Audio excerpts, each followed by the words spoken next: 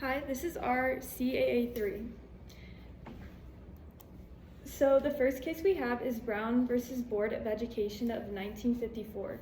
Some key points was this case declared that racial segregation was unconstitutional. It ended the idea of separate but equal. English learners were also affected by segregation in schools. EBs cannot be kept apart from other students just because they are learning English. States must make sure all students have equal education opportunities. Some implications were it changed public education and allowed for EBs to receive the support they need. It laid the groundwork for EB students to receive educational help. And some limitations were it was applied only to public schools at first. It was not immediately enforced, and it is still not mandatory for schools to have bilingual programs. Title VII Bilingual Education Act, EBs, 1968. Key points. After the Civil Rights Movement, a sensitivity for the needs of language minority students developed. On average, white students completed 14 years of schooling, while Mexican students only completed 5 years. In 1966, a conference was held and the Invisible Minority Report was released. The report outlined areas of concern and caught many people's attention. Soon after this, a bill was proposed to provide federal funding for bilingual programs in schools. This bill eventually became the Bilingual Education Act. Originally, the bill was proposed for only Spanish speakers, but it merged to become the final act with the idea that any child whose dominant language is not English would be protected. Good from the case, it provided federal funding for bilingual programs, led states to adopt policies allowing home language instruction, and the bill was revised 7 times until it became final in 1994. It then included more details and protection to all ELL students, but the limitations are the districts have a hard time finding certified bilingual teachers.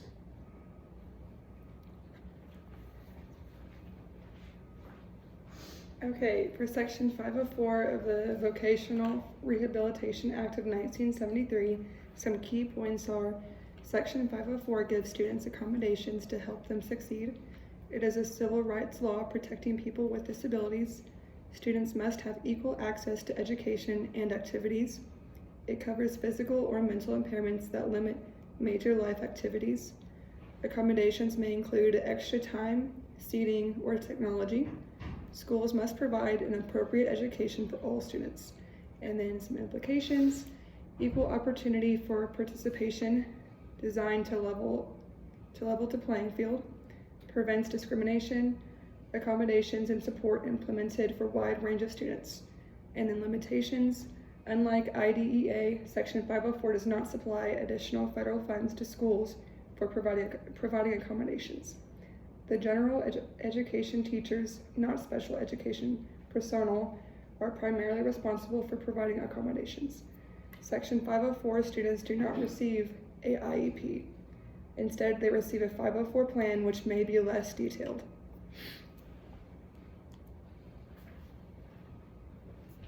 So the next case we have is Lau versus Nichols, and some key points are that are Chinese ELLs were placed in a classroom and left to sink or swim. The district said they had equal opportunity. State court ruled it towards the school, saying it was fair, but Supreme Court overruled it. The Supreme Court said that it was not equal treatment. Just because ELLs have the same materials does not mean that they have the same equal education. Some implications were passed the law remedies, the guidelines for how to identify and evaluate children with limited English skills. The district must provide bilingual education for elementary schools, students who spoke little to no English. Some limitations were it only applied to elementary kids.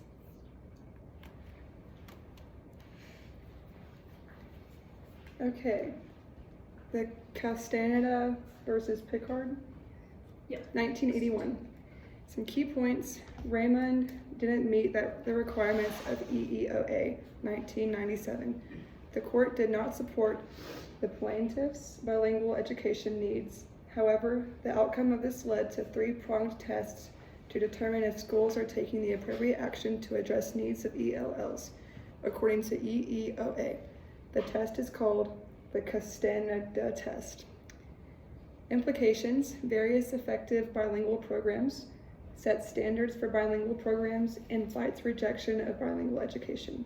Some limitations: any program can be justified by educational theory, approaches require very little staffing and funding, and certain amount of time must pass before determination can be made.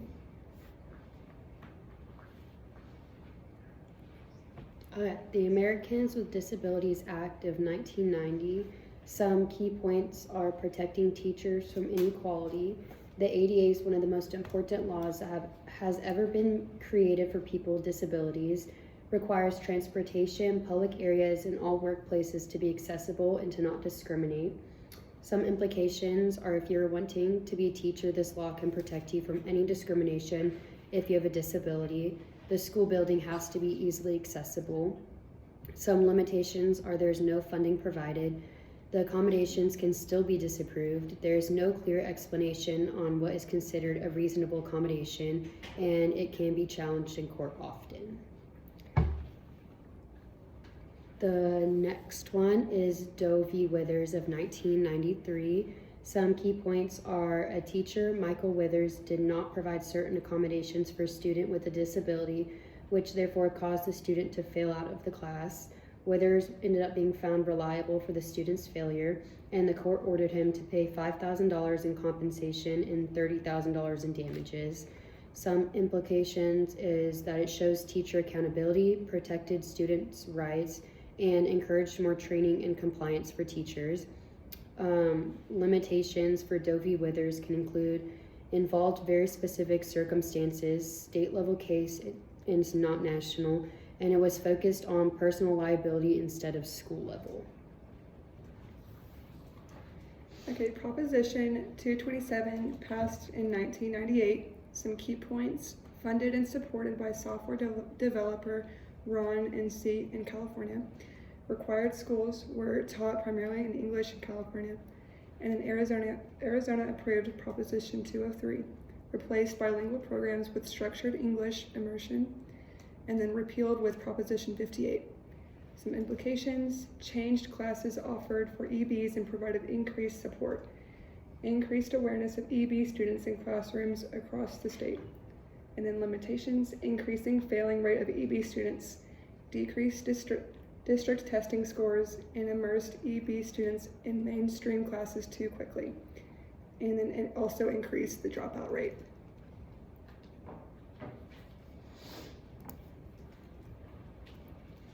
No Child Left Behind, EBs in Special Education, passed in 2001, implemented in 2002. Key points: Title VII Bilingual Education Act was replaced by Title III, noting bilingual programs were neither encouraged nor restricted. Each state was required standardized testing and assessments. They were required to take state tests regardless of English proficiency or how long they had been in the country. No Child Left Behind was literally leaving children behind, including many ELLs. Under Title III, each state was required to establish ELP standards and annual ELP tests for ELLs in all grade levels. It had a major impact on ELLs.